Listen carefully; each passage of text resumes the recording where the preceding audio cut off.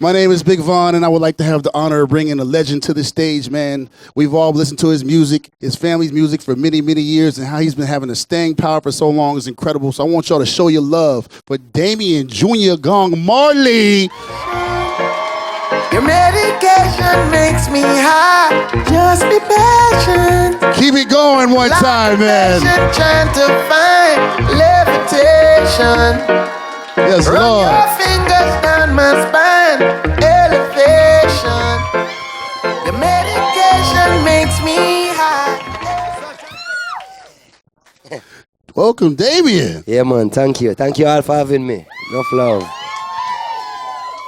How is it, brother, man? How does it feel to be doing this so long, so that strong, and the fans still love you so much? Yeah, it's a great feeling, and thank everyone for the support and the love that they've shown over the years. And, music is our thing, so to be able to still do music and still be appreciated is the greatest. Yeah, man. Let's get to the Stony Hill, man. Why'd you call it Stony Hill?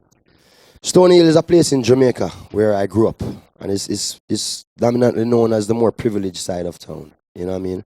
And I wanted to show that about my upbringing, pay homage to my upbringing, pay homage to my mother's side of my family, and also highlight the fact that based on the history of my father, he's coming from the countryside in Jamaica to the city where he was living in the ghetto, and then being able to work hard enough to be successful enough to have a child born in an area like where I'm from. And that in itself is a very inspiring story. That's starting from the ground level and really working up, Yeah. And we put the record together. You did most of it straight to the face, no features, maybe like one or two. Was that really important to you to put together like that? It wasn't on purpose. At the same time, I still think I'm comfortable with it being that a lot of my more recent releases have been collaborations. I did the album with Nas. I did Super Heavy, which was like a collaboration album too. So, I didn't miss it personally, Yeah. How's it feel? Like, it's your life since little boy. You make music like every day. Like, that's all you think about? Like, there's other things you get into? No, yes, there's a lot of other things that we're getting into. Right now, I'm involved in some other business ventures also. Marijuana business being one of them. I'm guessing everyone has their card here right now, huh? Okay. You know what I mean? But music is what we love. Music is what I love. For like fighting the fight of marijuana so long, and to now, especially to come out here with just flowing around so freely, how does that feel? Did you ever think this day would come? Of course. This is the day that we've been working toward. Well, of course, we weren't able to predict when and where and how it would happen, but we definitely didn't want to be working in vain. So over the years when we were doing songs and trying to, advocate for the legalization of marijuana, it is with the hope that it would become legal. Yeah. Now that it's here, do you feel like it's maybe a little bit overdone? Like they're overweeding us? Overweeding us. They're overweeding us. It's out of control. Because in my life, I was like at the bus stop the other day, and there was a dispensary thing on the side of the bus. Like a big nugget of weed. I was like, that's crazy. I never thought I would see that. It was like a Big Mac, but it was weed. Seeing. Well, I'm glad for it, and we definitely need to educate people about the benefits of herb. It got far beyond just getting high, as we are learning now about all the medical benefits of it. So education on the herb is great, Now, for those who don't know, I'm stealing your question. He tried to say it early. Now, you've bought a prison, and you're growing in there. What was the idea behind that? Like, I wanted to be at that meeting. Well, the reality is really that there were, partners of mine was really just looking for a facility to grow herb, a place to grow herb. And in checking out the available real estate, that facility was on the market. So no one really had a plan to, go and try find a prison, more so than the prison was available. Right. And it's the right square footage, Yeah. But when it happened, when they brought it to your attention, like, hey, we're going to grow. You said, okay, cool. We're going to find a location. Oh, cool. Yeah, we're going to buy the prison. Did you go, what? Yo, because, really, it's like what a crazy story, because without hesitation, people were locked up there for marijuana, over the years. So to be growing there now, what a story. And, that's like redemption, you know what I say? Yeah. Ultimate payback on that one right there. Now, I'm getting in my age where I like to go on these cruises and stuff like that. I've been looking at one, and I've been hearing about this Jamrock cruise. Yeah. They're all fans. They're participants in it. Yeah. I need to know how this came together and how's it going.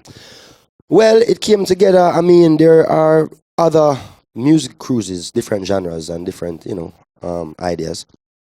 And then, of course, well, the whole idea of having a cruise with reggae music, going to Jamaica, that goes hand in hand. Reggae music, tropical weather, vacation, The big challenge about it was really to try to convince people that reggae music was worth the investment. You know what I mean? A lot of them didn't think that our fans would have, I guess you'd say, the income to be able to want to go on a cruise, or you know what I mean? Which would prove them wrong, because within a few, very shortly after announcing the first one, it sold out, like within 2 months, you know what I mean? This one that's coming up this year now is already sold out. So we're looking forward to start putting the cruise together for next year. So, but overall, I'm very proud of it because it puts our genre on a pedestal. You know what I mean? It says that reggae music is worth the investment and that we can do, commercial business, so to speak, So. Now, I heard you had I'm about to get real geek on y'all real quick. I'm sorry. There's going to be a sound clash on the boat this year? Yeah, we've had, this would be the third year now that we're having sound I heard it's going to be a big boat. one this year? Yeah. You got an extra ticket in your pocket? It's in my book bag. Yes. It's good seeing y'all. So what else you got coming on? I always wanted to know, how many Marley products are there? Every time I go to the store, I see another one. It's like, do you know how many there is, or do you do you run into them too? I didn't know we made that. Sometime. Really? Yeah, sometime. Yeah. Yeah, but I mean, as you know, we have speakers and headphones and things of that nature. There's also a marijuana brand, Marley Natural, and then of course the regular Bob Marley merchandise where you'd be used to, being the T-shirts and posters and stuff like that. Are you cool when you go somewhere and you see a shirt that you know that y'all ain't made? Do you go, hey, I'm Damian, yo, give me that shirt? Yeah. You know what? Because you got to think they've been bootlegging T-shirts for years now. And you got to be like, man, yeah. That's my family. Y'all can't just be selling these shirts while I'm standing. No, but sometimes you see some really good design. And when you see a good design, it worth the money. Yeah. What is your picture? Are you still cool with it like that too? If it's a picture of you. Picture of me. If they got a picture of you on the shirt, I would be honored if I saw pictures of myself being bootlegged all over the world. You know what I mean? Yeah, there you go. You know what I'm saying? Well, that's official. That's official one. Yeah. Okay. We was about to charge you, that's licensing on us right there. Now, what was the inspiration behind the Stony Hill when you put it together this time? A lot of different things, because different songs have different topics. Overall, still, I think, just the motivating people to believe in themselves. None of us are perfect. All you can do is try. You know what I mean? That is kind of really the overall theme that you kind of find on the album in general, Yeah. Is there one of those great, nasty, love-making reggae songs on there? I love those. Those are my favorites. There's a few great reggae love-making songs. I don't know, I would say nasty, but it's... I'm sorry. I got well-behaved. I got excited. My bad. What's your favorite one off the album? I don't really have a favorite, but there's a song that I've been telling people is a little bit sentimental to me because of some of the things that were happening around the time I wrote the song. It's a song that reminds me a lot of my nephews and nieces who are at that age now, like early 20s, late teens, and also reminds me of a friend of mine who had passed away right around the time I was writing the song. So there's a few lines in there that are, subliminally dedicated to him. And so when I hear the song, it kind of reminds me of my friend. But I mean, listening-wise, I don't really have any favorite in terms of just to listen to and enjoy myself. They're all your favorites. How do you feel about the current age of reggae right now? How do you feel is this the high point of it for you right now? Did you like it better a few years back? How do you feel about the current sound? Well, I mean, I think all of us will always be somewhat attached to the music that we grew up to and the music that we're partying to when, in our late high school years coming up, So 90s dancehall and 80s dancehall will forever be one of my favorite sounding music, I understand now that you have a lot of young people coming up, and even me myself have to give them a chance. I remember when I was young, it took a while for my mother to get used to the music I was listening to. You know what I'm saying? So even now, listening to what the next generation is coming up with, I have to give them a chance by giving myself a chance to get used to it. You know? Overall, still, I can say, especially on the conscious side of the music, the root side of reggae music, there's a few artists that I'm very proud of the work that they're doing. Namely, Kabaka Pyramid, Chronix, Protege. You know, them youths, they really hold up the banner the right way right now, you know? Yeah. Okay. What is your all-time favorite reggae song? The one where you hear and you lose control and you, oh! What's your favorite record? No matter the time it comes on, you get chills. Too much. Why? One, if I have to pick one, probably. You can pick three. Go ahead. All right. You can be greedy. It's cool. Okay, all right. I would probably say Shabba Rankin, Peeny Peeny. I have a song named Peeny Peeny from Shabba Rankin. Bob Marley, Sun is Shining. And any one of my songs. The whole collection. Now it is Q&A time. Do you have the magic question that you're going to ask? Yes, sir. Better be a good one. Mr. Marley, would you consider delaying your cruise next year for the release of Mr. Bujubantan? I want to tell you, sir, to be honest, we're actually looking into organizing the cruise for next year. And definitely one of the things that we're considering is his release date and how that will fit into the schedule. Yeah. Okay, next one. You work here. You let him ask. I know you said this album is about motivating people, so why do you think like some people don't accomplish their goals? What do you think are some of the roadblocks that stops people from getting to where their dreams are at? Lack of determination, lack of discipline. Lack of being honest, like really, really being your own critic and you know, learning from your own mistakes. Sometimes there's lack of opportunity. Sometimes a little bit of luck goes a long way. Sometimes, you know, lack of opportunity. Sometimes, you know. But that, again, that's a part of the thing in the album. But really, it's your responsibility to get your thing done, get yourself together. You know, yeah. What's been the greatest thing you've learned throughout your whole career? If it's one thing you could teach to all artists, what is one thing that you learned? Teach all artists. Yeah, if it was, when you meet an artist, you go, man, look out for this. What goes up must come down. So, you know, be humble because you can't be the hottest thing every day. So remember, you know, that you're gonna want people to pick you up when you need to be picked up too. Yeah. That was a good one. Next step. Who got one in the back?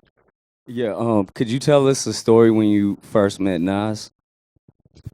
The first time I met Nas was 95.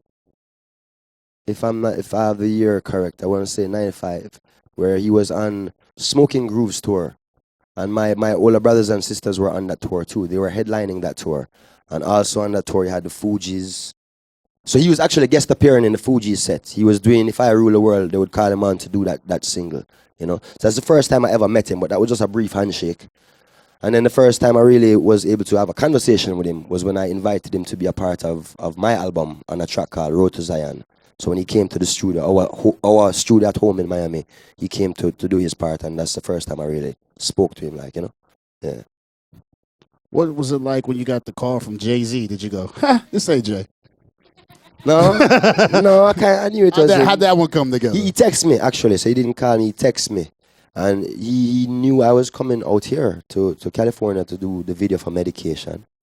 And, you know, he heard that I was coming out, so he said if he can, you know, steal 2 hours of my time to come by the studio. So I said, yeah, sure. And he said he had the idea he wanted to play for me. So we got to the studio. He actually played the whole album for us.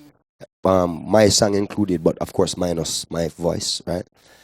And said he would like me to do the hook for the song. So he already had the idea what he wanted for the hook. So I did that for him, the vocals for the hook. And then he said, okay, you know, just please freestyle on the beat. And I looped the beat out a few times. So and I freestyle over the beat. And then they kind of cut up my freestyle and constructed what is like my verse on the record, you know? So that's how that went down. And did you, before you left, did you go, thanks, Jay, and then hit him with a bill? Nah. It's JC. Nah. He raps about money all the time. No, man. I'd have been like, yeah, dog. Sign it over. No, but it was an honor, you know, because I'm a fan, so it was an honor. You're a great man. Because I would hit him with a bill, crazy. What you want to say, bruh? Hello. I just wanted to ask you, what's your favorite strain, and do you have a specific time that you choose to medicate? Wait. Before you answer, I'm gonna add on to that. When did you start getting into strains and stuff like that? Because you know you from the era where it was regular. Mm-hmm. Now they got this space age stuff. Were you like I'm cool on that? No. It tastes like coconuts and all types of wild stuff. This is bubble gum. What's it? It's supposed to be weed. You've always been down with it, like no matter what it was. Yeah, because herb is a big part of our culture, and from growing up, even like in Jamaica, we used to get the High Times magazine every now and then. Somebody would bring down a copy or whatever it be, and even looking at those things, so we'd be down there dreaming of strains that we hadn't yet tried out, and you know what I mean, and kind of even as a teenager too, a couple times I tried growing. You know what I mean? Not to any great success, but I've tried growing a few times. So, and my favorite strain now, to answer your question, is my strain that we have, you know what I mean? Yeah. Which is called Speak Life, OG Kush, Speak Life. Yeah. Besides your strain. Yeah, I think so. What city were you in where even you had to go, oh, wow? What do you mean? Hold on, don't answer the question for him. It could be Amsterdam. He been around the world. What do you mean? Like you had some good strains? Yeah, but some that even you were like, oh my God, what is this? What do you put in it? Cinnamon? I mean, I can't. I know you're cool with it, but it had to be one time. Amsterdam have some good herb. I mean, especially where you find, even like back in the days before Europe, the borders were so free. So you'd be in Europe and really have no access to any good herb. So you'd kind of dry out. And then when you reach to Amsterdam now and they'd have the high quality, you kind of like overdose back again, you know what I mean? So, and I've been in coffee shops and seen people just knock out. Like their blood sugar get too low and they just pass out and stuff like that. I'm like, wow, But California, my favorite herb being grown right now is in California. Yeah. One for us. We got another question in the land. Where we at? Hey. Peace. Hi. So first I was gonna ask, what would you tell your 18-year-old self? But there was a similar question. Now I want to ask, how do you maintain your own essence, your own sense of self in the industry that might not reflect you? What did I tell my 18-year-old self? Is that what you said? I would say to my 18-year-old self, make use of your time. It's a whole heap of time we waste where could have been probably spend it better, you know what I mean? And also, speak up for yourself. There's something where we have to, you have to come with maturity after that time. And the other question was maintain. That is something I don't really think about too much. I just be myself and do what I like doing, and from I love it, that's what is the most important thing to me. You know what I mean? So I don't really have to think too much about trying to maintain who I am. Yeah. So give me one more. I just want to know if we can smoke after. Well, I was going to ask the same thing because it's not my building. Yeah. So everybody got to Stony Hill, right? Yeah. We'll get the tickets to the tour, right? On the courtesy of Hennessy VSOP's Privileged Music Series, we have your own courtesy bottle. Is it on the back too? Engraved just for you. Oh, yeah? Well, just for you. Thank you. Enough love. Thanks. Do it for one time. Thank you. One more time. Give it up for Damian, y'all.